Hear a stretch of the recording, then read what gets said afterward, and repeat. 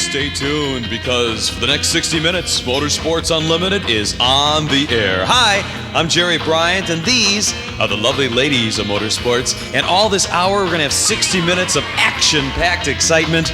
All kinds of exciting things will happen. And we got the famous Bill Wildt, and we got all kinds of other good stuff that's happening all this hour. Motorsports Unlimited, 60 minutes of non-stop action. So let's go to the studio right now, huh? Thanks, Jerry, and hi, everybody. Welcome to the studio headquarters of Chicagoland's most watched, most talked about Access television series. I'm Samantha Bentley, and this is the 1020th edition of Motorsports Unlimited. Today, we continue with Bill's motorcycle road trip during the summer of 2006. This is part 5. If you'll recall, in parts 1, 2, 3, and 4, Bill traveled from the Chicago area to Fairmount, Indiana. Then it was off to Indianapolis. From there, it was on to Dayton, Ohio. In Fairmount, he visited the hometown of James Dean, and Indianapolis, it was the Speedway. In Dayton, it was the United States Air Force Museum. Today, he motors on to the 4th and final destination of this adventure. What is it? He never tells, but invites you to ride along with him on I-70 on the way from Dayton to near Columbus, Ohio. Well, I don't know what it looks like to the audience, but it's been raining really solid for about 2 hours. I stayed on I-70 because it's one of the advantages of the interstate, is that you don't have to stop and start, and as long as I can hold it at about 60 miles an hour, I can see all right with the windshield and all that. Now, if you'll notice to the left, I'm going to turn my head. It looks like the skies are brightening up. I think I might be riding out from underneath this. Right now, I'm looking for State Route 42.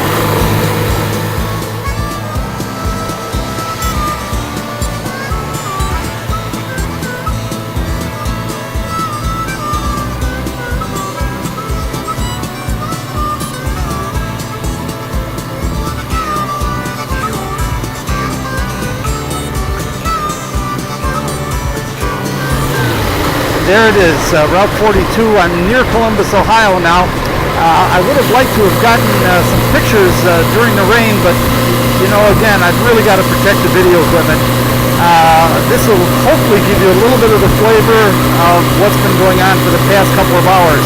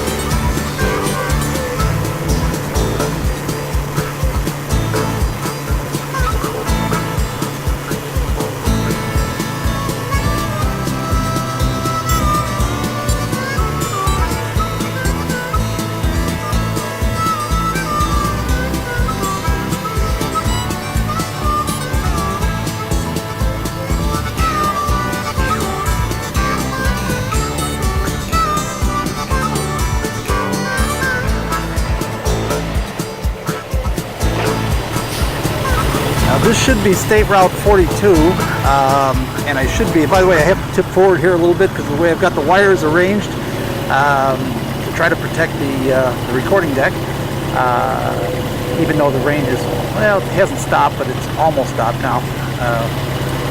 And the reason I'm going through this effort, by the way, to give you a little bit of a taste of the rain, remember I mentioned early in the program that these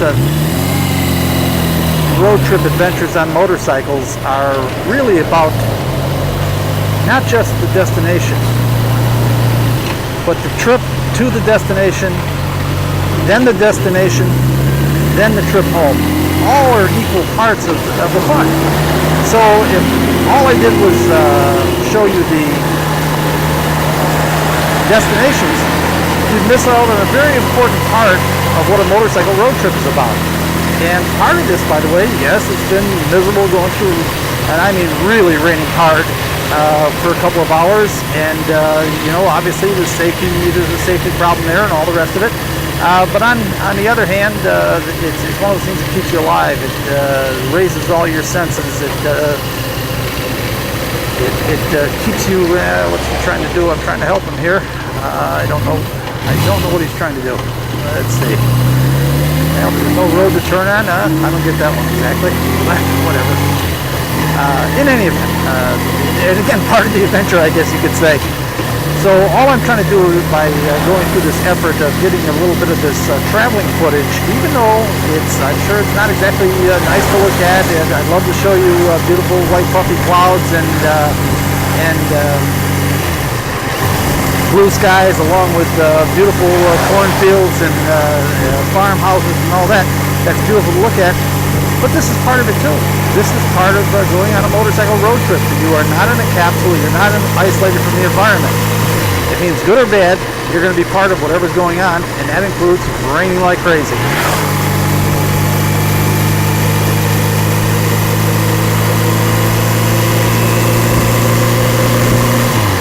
Now I'd feel a lot more comfortable here if I saw a 42 sign. There's a junction 29.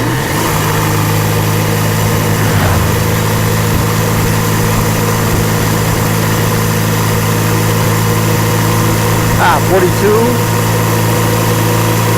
north. Great, 42 north. I'm doing it. 42 north. I'm doing it right.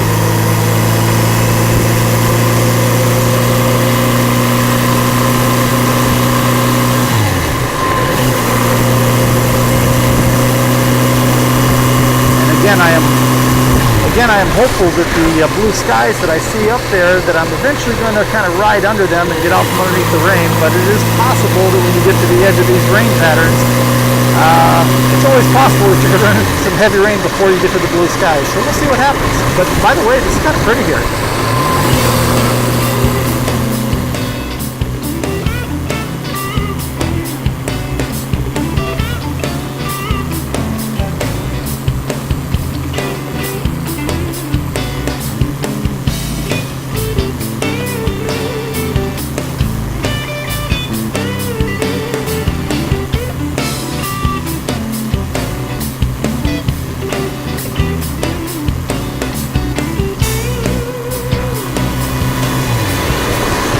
Guesses on a destination yet, by the way.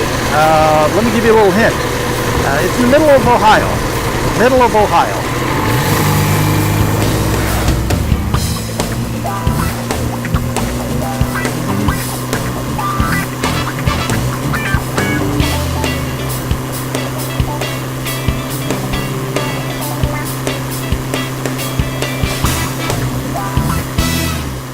It sure looks like Bill has ridden through a ton of rain.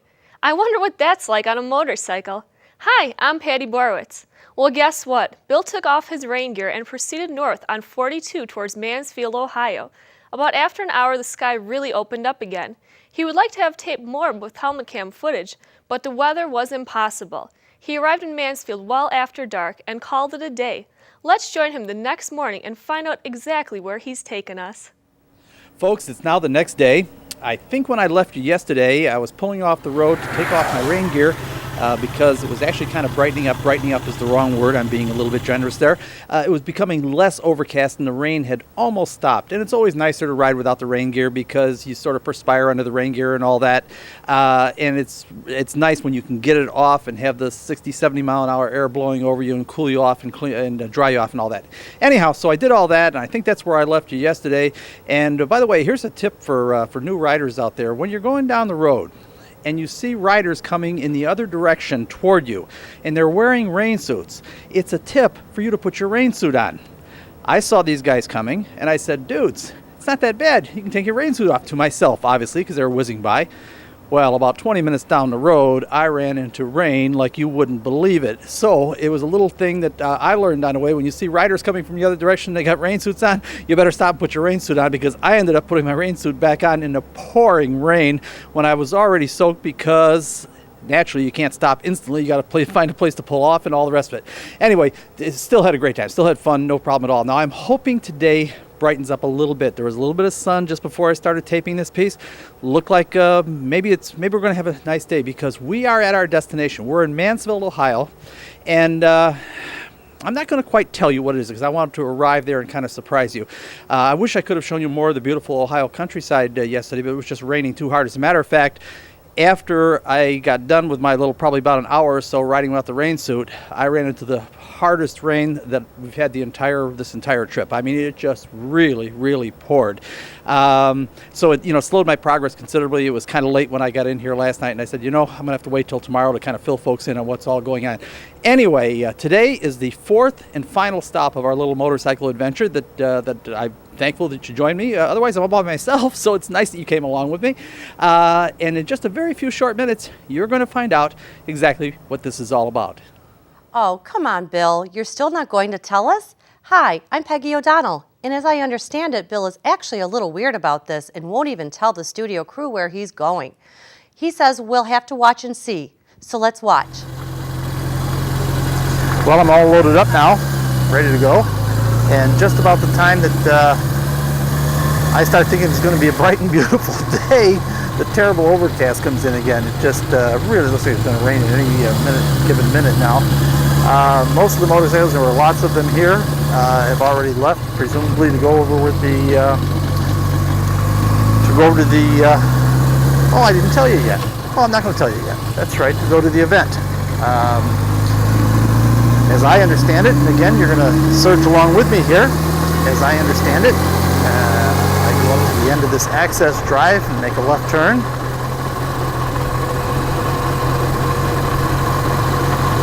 And take it back to the road that I came in on last night.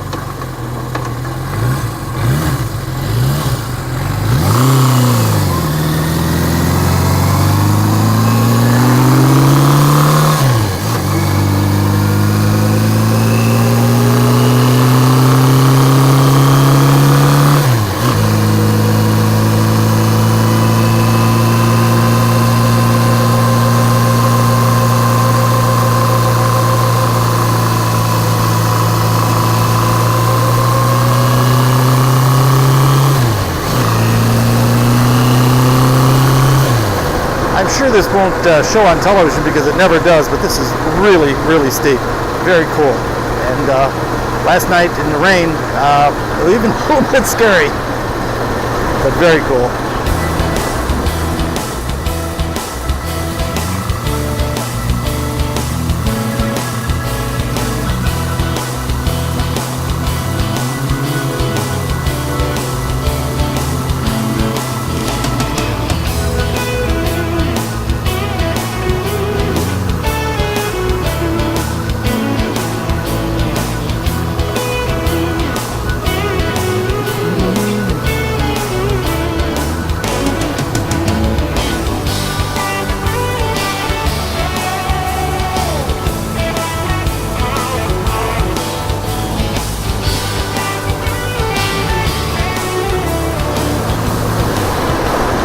Boy, I hope it brightens up. It was such a shame because while I was getting the bike loaded, it really looked like it was going to be a bright sunny day for probably 15-20 minutes.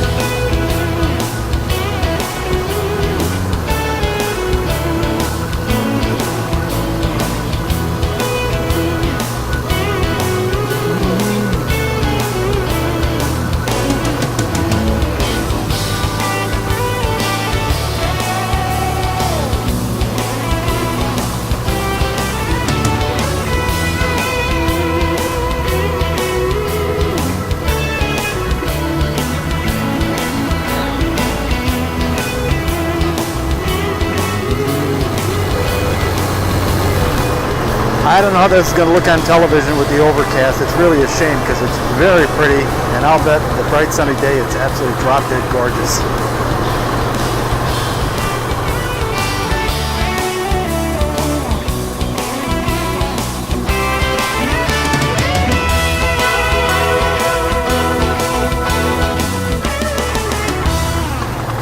That's my understanding. I make a left turn here, and I see other bikes going that way.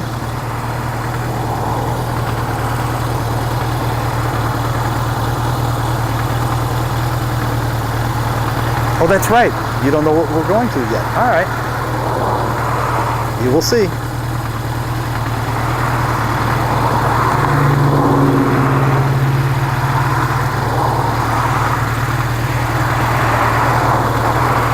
It never ceases to amaze me what you can see on the highways and byways of America. It's just, if we just take the time to look.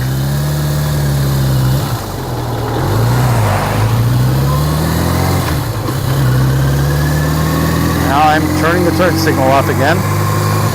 By the way, I said I had a funny story about that last year when I took the trip to Kansas.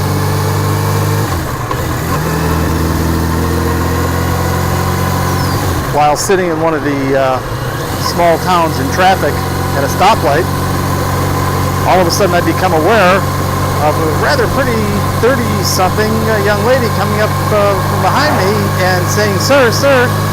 Now it's a helmet state, so I have my helmet on, so I knew she couldn't see the gray hair. And I'm kind of thinking, what's this? Getting all enthused, as I'm sure you might think. And she says, "You know you've had your turn signal on for a long time. Are you going to turn?" No, I guess I'm not. I forgot. I'm sorry. And turns off. How humiliating.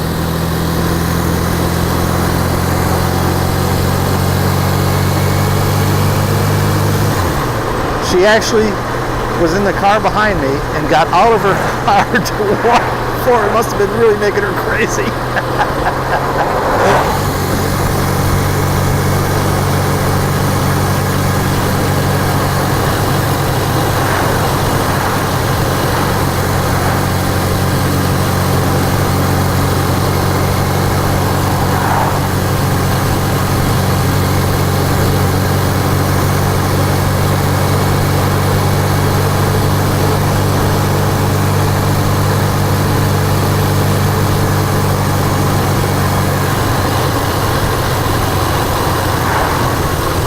Now, as soon as I see a place to stop and ask, I could probably go on the other side of the gas station, but there must be one on this side. This is a fairly large town. I'm not exactly sure where this place is.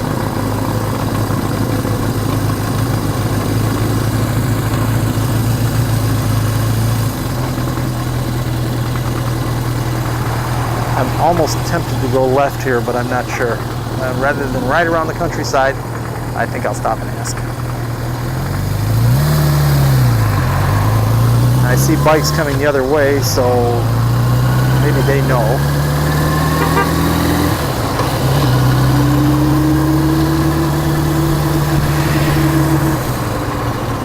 I think I'll stop in here and ask.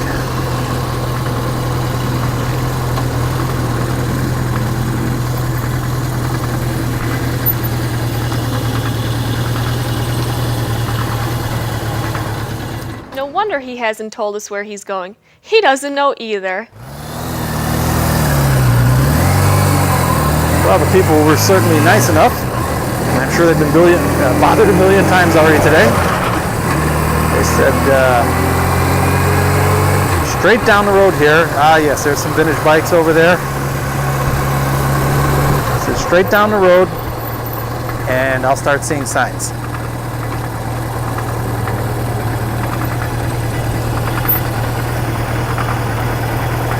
Well, what do you think, folks? Have I given you enough clues yet? You know where we're going?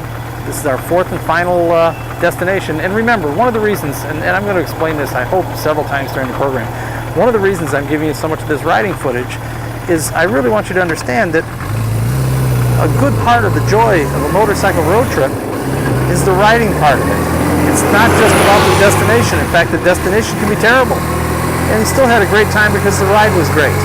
Now, you might ask, how can the ride be great if it's raining like crazy, you're soaked. I don't have a good answer for you, but I can tell you that that's the truth, that it is. It's still great. Come on, Bill, this is crazy. At least tell us where you're taking us.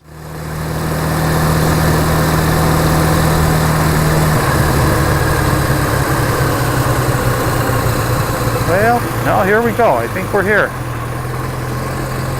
I could have turned there. There's another one up ahead. It didn't really say clearly where to turn.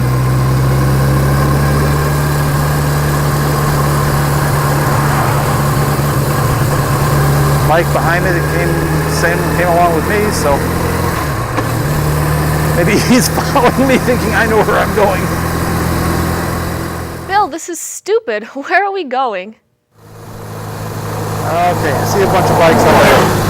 This has got to be the right place pretty soon.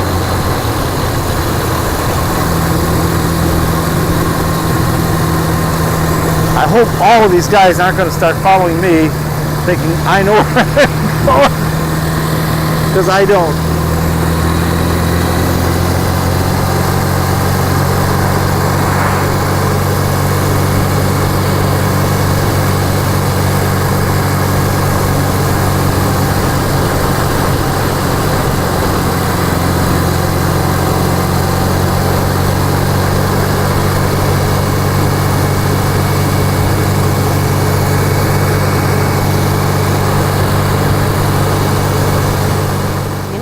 I think I know what he's doing. He wants us to enjoy the ride and forget about the destination.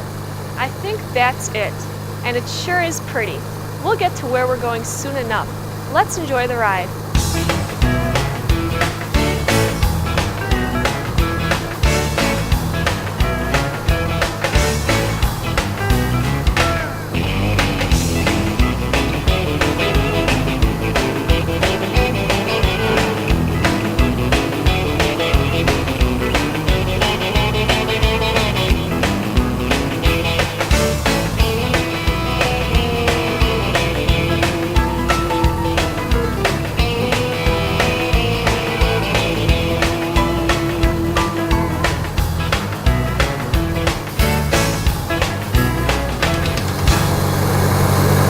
I think I see it. Okay, I think I see it.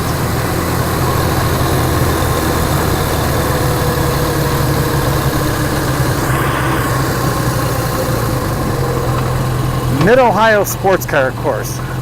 Don't know if you can make that out or not.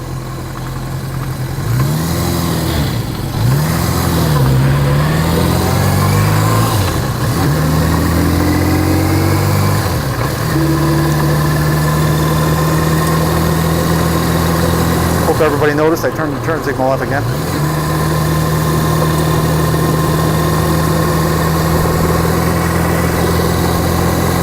Helicopter overhead, I don't know if you can see that. It's kind of hard to tell with the helmet cam exactly what I'm shooting at, so I'll have to kind of tell you about it, and hopefully I got it in the shot. Look at the size of that corn. Wow. Must be a great year for farming this year with all the rain and then days of bright hot sun.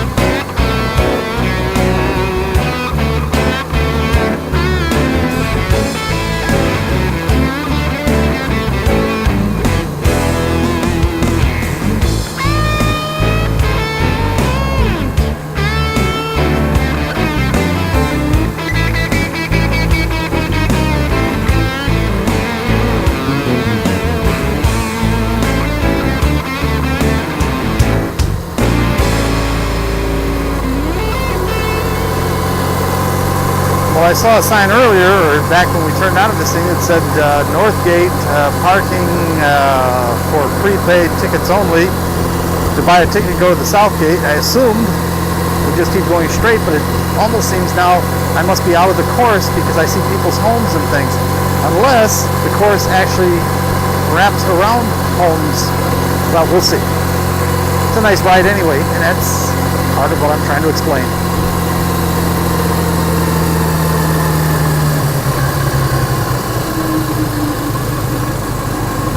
You know what? I'm going to go back. I can't imagine that this course is so big. Well, let me see. There's a sign up here. Indie style go-kart track. That can't be it. I'm going to go back and have to ask a question at that North Gate as to if I keep going, do I get to the South Gate or what? You know, he really is lost. Hi, I'm Brianna O'Donnell. There doesn't seem to be anyone on our ask. Let's see if he can find that North Gate he mentioned.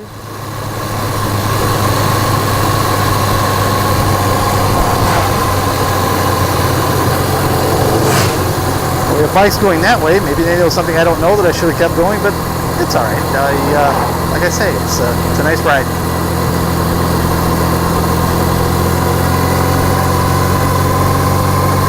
A ton better than yesterday when I was in a deluge all day. It's so fortunate that Aircraft Museum was indoors, or I wouldn't be able to shoot anything.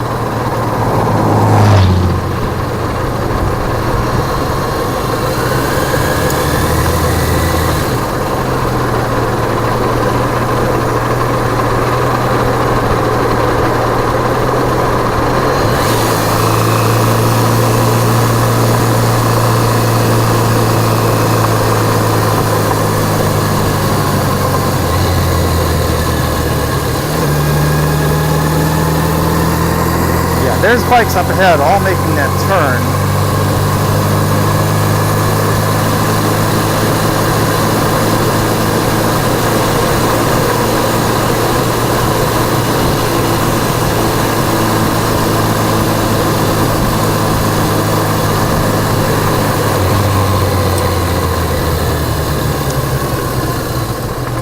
I'm going to try it. I'm going to try it. It's official looking here.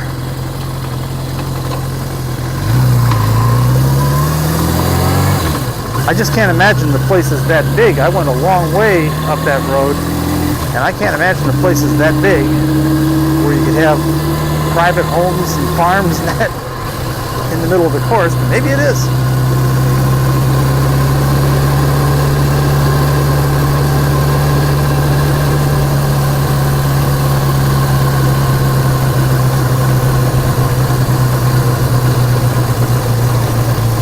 Here's some guys that can tell me, I'm sure.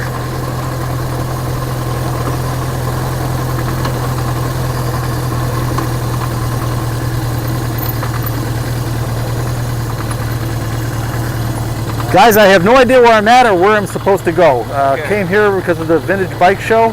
Okay. What do I do? Bike show. That's what I would call it. Good for 200. Bike series.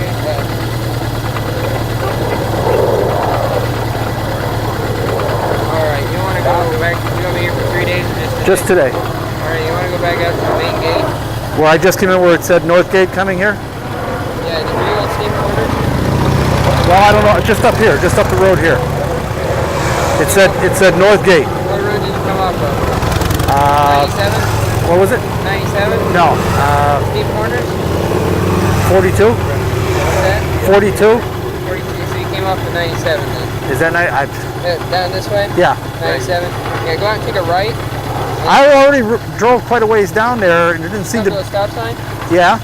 There's like a crossroad. Yeah. Go to your right on Steam Corners. Okay. And then Mid-Ohio, the main gate's right down there. Okay, right at that place. Yeah. Okay. Thank you. Yep. I'm just gonna turn around here. Yeah, okay.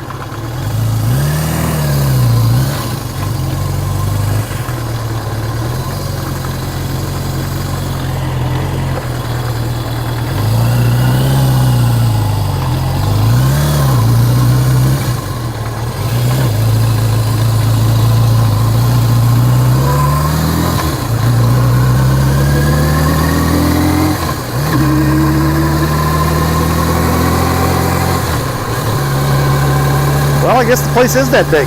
Wow.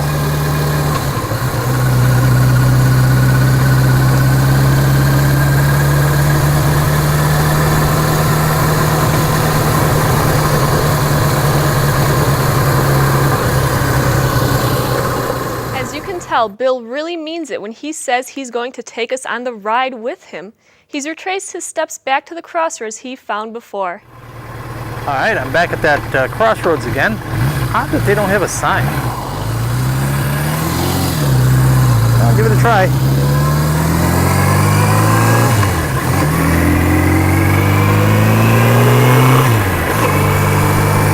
Ah, here's a sign up here.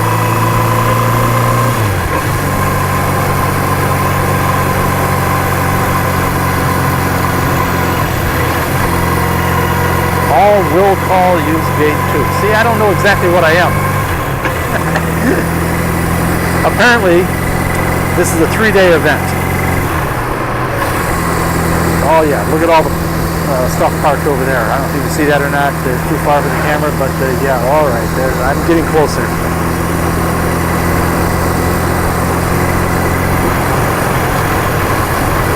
All spectators use gate 1. But is this gate 1? I'm going to assume it is not by the way it's worded.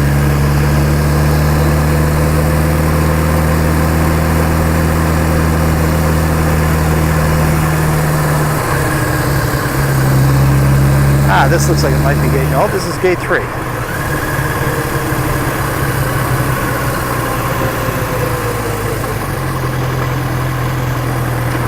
Ah, there it is up there. Okay, I get it.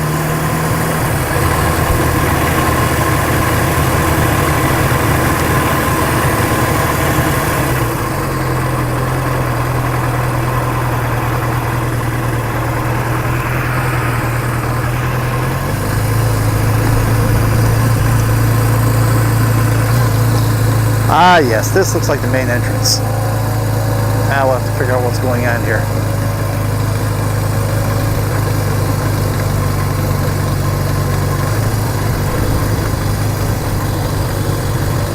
Looks like the first available person. Morning. I don't know what I'm doing here, so you have to tell me. Well, you want to buy a ticket to get in? Well, I'm only going to be here today, and I'm mainly interested, I guess, but apparently there's a great deal more. I'm here for the Vintage Motorcycle Show. Right. This is a free brochure from the AMA, and I'm not sure what information's in here. We also have programs for $3. Oh. Today only is $10 to get in. Okay, fine. I pay you here? Yes. Okay, and where is the bike show? Because this place is huge. You don't know. Fun. Typical girl. She's going to sell me. Take my money, and you're on your own, buddy. He has a question about this. Where is the Vintage Motorcycle Show? The show? Yeah, I assume it's a show. I'm not really sure what the event is, so. I'm not sure. Well, your ticket's 10. Boy, listen to women right away. Don't forget, you're 6 and 10. There's two different shows, right? I don't know. There's one that's a ride 50 miles and then show. Okay. And there's another one that's a concours. Yeah, I'm just looking to look at antique bikes and that. They're everywhere. They're everywhere. Okay. So this has, the schedule. Like there's two different. Where we'll judge them. What direction would I go to find? Up around to the right. You go up here to the right. There's parking off there. Okay. And there's the swap meet. And then as you get down closer to the track there is where they'll have the judging, or that may be in the infield too. Okay, I'll go and try to figure it out then. Yeah, look through there, I think it'll tell you. Hey, are you involved with the show at all or no? No? Okay. Well, I got one I was thinking about showing. No, I didn't mean, I meant are you involved with the management? Running thing? No. Okay. I'm just selling programs. Okay, thank you. I just come over here, that's why she asked. Thank you. Thank you. Have a good day.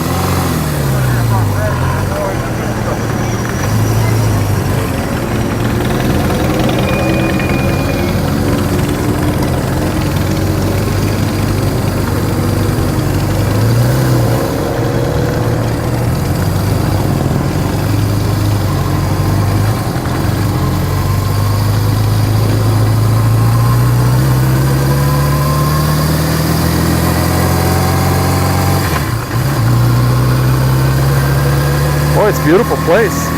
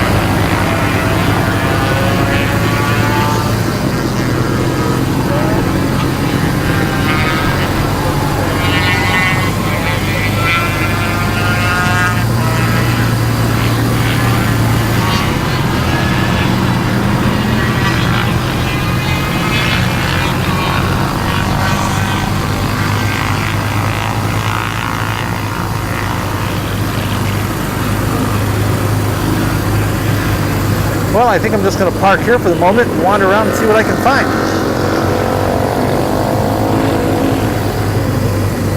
You're right about that, though. Everywhere I look, I see vintage machines. As it turns out, what Bill thought was going to be a vintage motorcycle show was much, much more.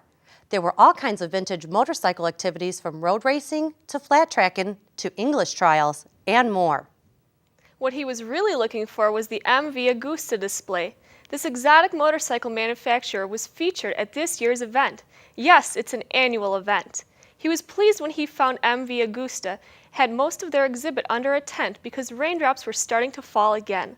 Let's go inside and learn about an Italian beauty, MV Agusta.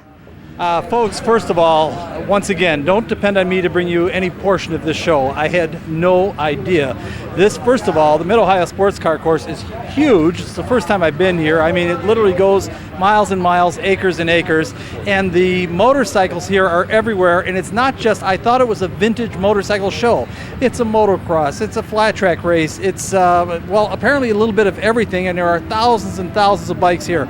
I can't do all of that. I'm one guy by myself, so I found out that what they have is what's called a featured mark at this event every year. And this year it's the MV Agusta, which is a very exotic, for you car people, we're talking Ferrari. If that's pretty close to right, I've got a guy here that's going to explain the MV Agusta line, and you are.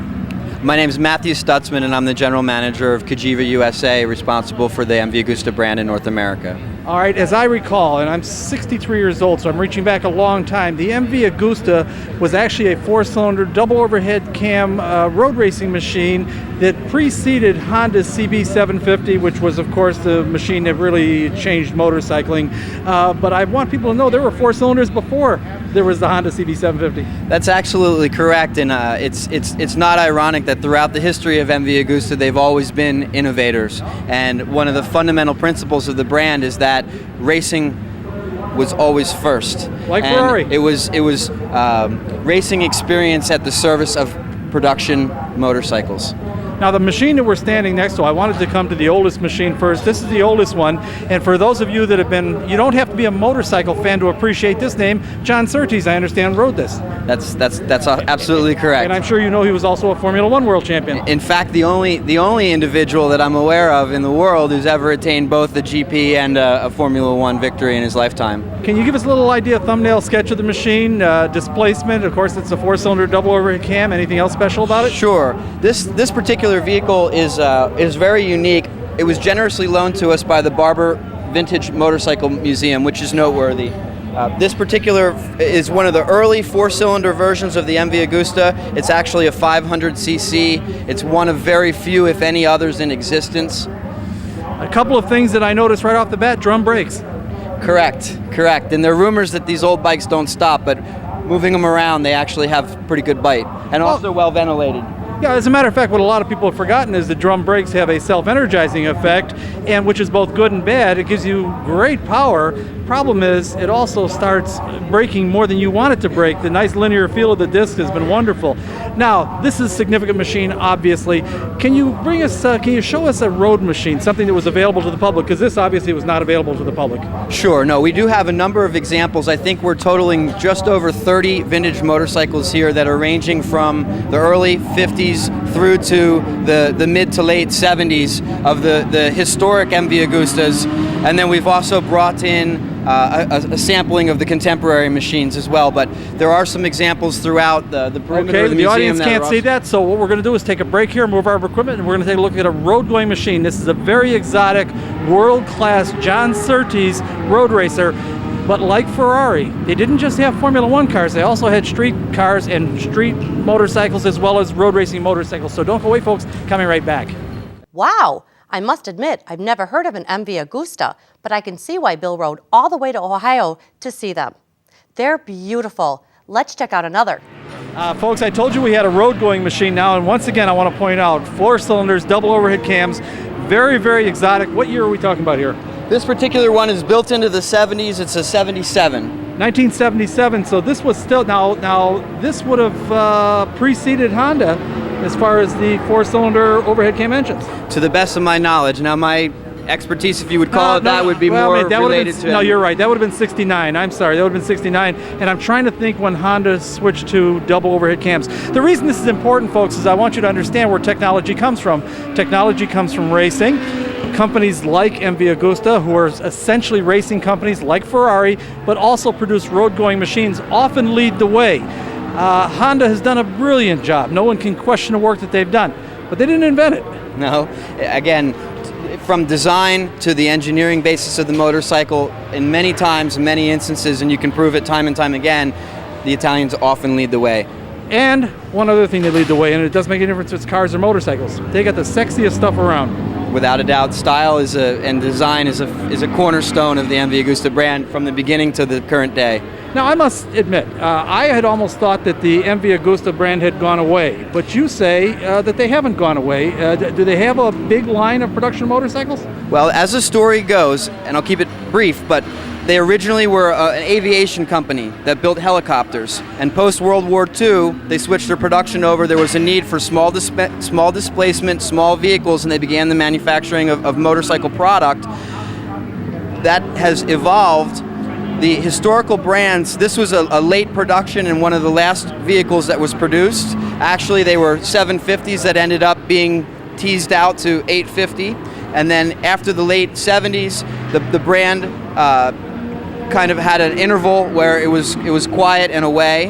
And then our parent company, which was known at the time as Cagiva Motor, acquired the rights to the MV Agusta brand, and the first contemporary MV Agusta was shown in 1999, which was the F4 Sirioro. We do have an example of that here. Yeah, I'd like to see that. And then we proceed from 99 up until the current model year, which is 2007. And by the way, folks, as we're talking here a little bit, I'm just going to take some random pictures because this is really a huge display. How many bikes do you have on display here? We have just over 30 vintage motorcycles, and I believe we have over a dozen of the contemporary vehicles on display here today. Really, it's quite a display, so obviously I can't show you all of it, but I'm hopefully, as we're talking, you're getting a little bit of a look of all the machines that they have on display, and so I was not incorrect then. There is reason for me at 63 years old to think MV Agusta went away. There was a period of time where they were not producing motorcycles. Unfortunately, we're back and now already 7 years old with the contemporary products. The Cagiva thing is interesting. If I remember, and folks, believe me, there's as much corporate intrigue and politics with motorcycles as there is with any other part of our corporate society. If I remember correctly, didn't they also acquire Husqvarna and some other brands? This is correct. It's two brothers, Claudio Castiglione and Gianfranco Castiglione, that were just absolutely passionate about motorcycles. They had acquired the rights to the Ducati brand, as well as Husqvarna, Cagiva. There's some brands that have come and gone over the years, but it's always a labor of love for the brothers. And after they sold the Ducati brand to the Texas Pacific Group, in large part, they used those proceeds to capitalize their production and tooling to launch the contemporary MV Agusta brand. So these guys have a love affair with motorcycles. Without question. I love that. I love that when people, there's nothing I like better than running somebody that loves their work, and there's no question about it. I'd heard a little bit of this story that he's telling before, and you kind of wonder when these guys are going to resurrect Mako or something like that. You're too young to remember Mako, maybe. Well, I'm familiar with the brand, but I think that right now this is where they've arrived. I don't think that there's anywhere else you can go once you're involved with MV Agusta. Okay, what's that one we're going to look at now? The one you mentioned before? The first contemporary MV Agusta was shown to the public and launched in 1999. The first arrival was in year 2000, and that is the F4 750 Serie Oro, which means the gold edition or the first edition. We're going to look at that next. Correct. Folks, let's take a look. MV Agusta, exciting brand.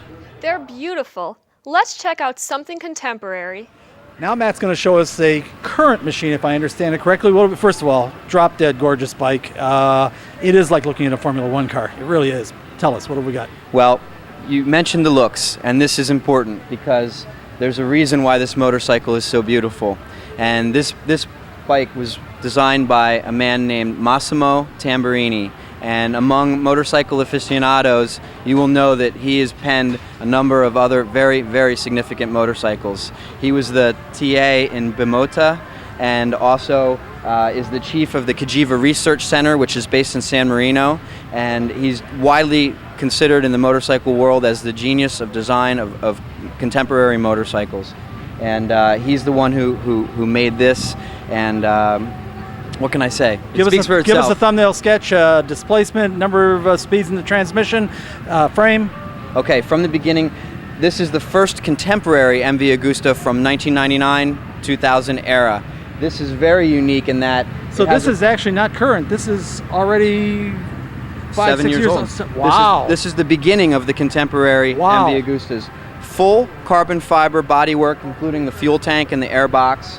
All the items that you see, the wheels, the swing arm, the frame side plates are all cast magnesium. Wow. The engine for a modern motorcycle was actually a sand cast engine case, and it's the only contemporary MV Agusta that has the sand cast cases. At the time, the benchmark was 126 horsepower out of 749 cc's, which was significant and rivaled the best motorcycles of that time. That's significant today. It's significant today.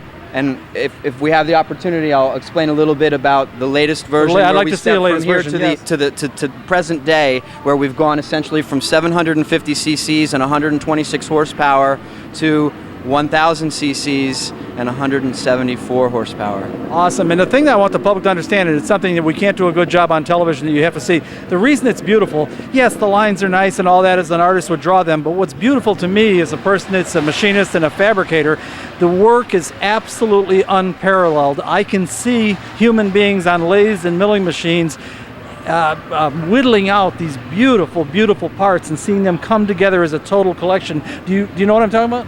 I've been working with this brand. I consider myself to be extremely fortunate. I still find things on this motorcycle that catch my eye that are new, and you can tell above any other motorcycle that I could possibly imagine, no other manufacturer has this level of attention to detail.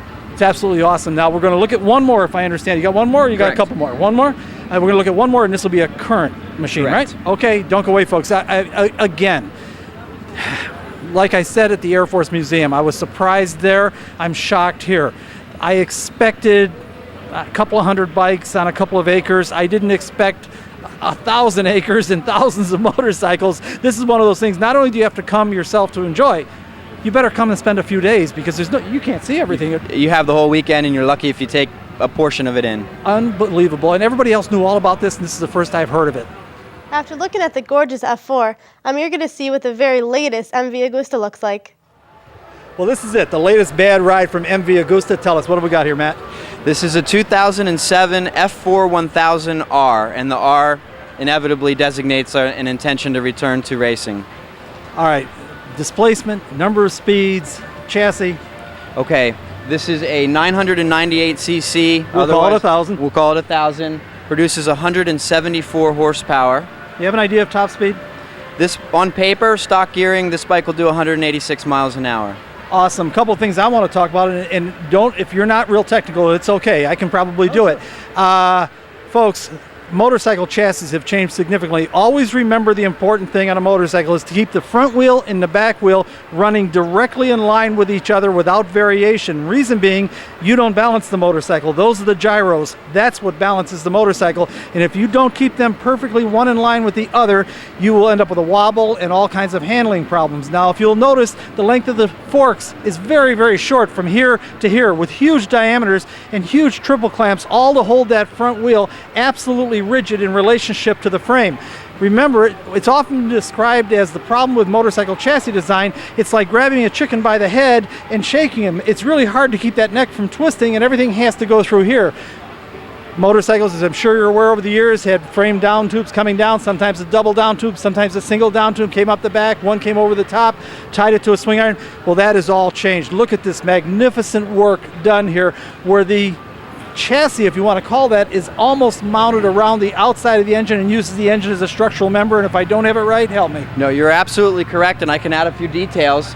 This is a chrome moly trellis in the main section of the frame. It does use the engine as a stressed member. This is a TIG welded frame. If you ever have an opportunity to see one of these motorcycles in person, I can see it. It's jewelry. If you It's inspect jewelry. the welds, it's exquisite. It's jewelry, no doubt about it. But it's also a composite frame in that you're utilizing the chromoly trellis married with a cast aluminum frame side plate, and then you're going to a beautifully welded aluminum subframe. And this is a modular design, racing inspired, allows you to break the motorcycle down into its various components very, very rapidly, and also renowned for its handling and stability. And one of the hallmarks of the MV Agusta brand is its uncanny, rock solid stability. There's no question about it. When you design any kind of a thing, whether it's a car or an airplane, a motorcycle, you make compromises. If you're going to have a big production line and knock out hundreds of thousands of them, and cost is very important, you're going to cut corners. This kind of machine, like Ferrari, cost is not a consideration. They make the very best piece they can buy, whatever it costs, it costs. You're absolutely correct. There are a lot of manufacturers that know that if they put this stripe on there, it ends up to this many cents on the end of the day. I can assure you that MV Agustas have never been built to a budget. I can see that. Again, as a fabricator myself, I can tell you the TIG welding is absolutely jewelry-like. This is as good as anything we've ever had from aftermarket frame manufacturers like Champion and Trackmaster and all the rest. Absolutely, these are real craftsmen. Absolutely gorgeous work. Now, as I understand it, you had a special version of this that they made 300 of them. That's correct. The first 2007 F4 was the... And the audience is hopefully seeing it, if I remember to take the picture. Go ahead. Excuse me. This is a special motorcycle. MV Agusta makes two versions. We have a standard production motorcycle, and then we have what's referred to as a special production motorcycle. They're both extremely rare. They're both extremely desirable. There are no consolation prizes here. However, when you're looking to really set yourself apart, you're going to look for one of the limited edition vehicles. The Senna will be one of 300 units produced worldwide, one time only. And this particular version, the Senna, which you'll see, is, I believe we've imported 90 units to North America. 90 to North America out of a total of 300, a production run of 300, and it's to honor Ayrton Senna. That's correct. Very cool. Matt, listen, I want to thank you for spending a little time with me. I appreciate it very much. Folks, once again, I want to remind you, this is a kind of an event that you have to come to in person. There's just no way I'm bringing you, I say this every week, and it's true, a taste is all I can bring you. Of course, a motorcycle like the MV Agusta isn't for everyone. It's just as much art as it is science. Bill says it's the kind of bike you can enjoy without ever riding it. But, he quickly adds, with over 180 horsepower, he'd be riding it. Speaking of riding, it was time to get rolling.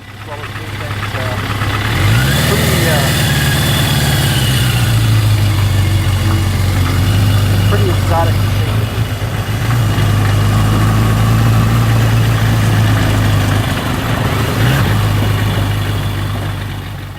Said seeing the beautiful exotic MV Agusta was well worth the trip to Ohio, and he has more he'd like to say about these works of art. But we're out of time with only enough left to acknowledge the fine work of our award-winning production team, including Chuck Itzenthaler, Sue Casanda, our webmaster Frank Barbalace, Rena Borwitz, and Tom McGrady.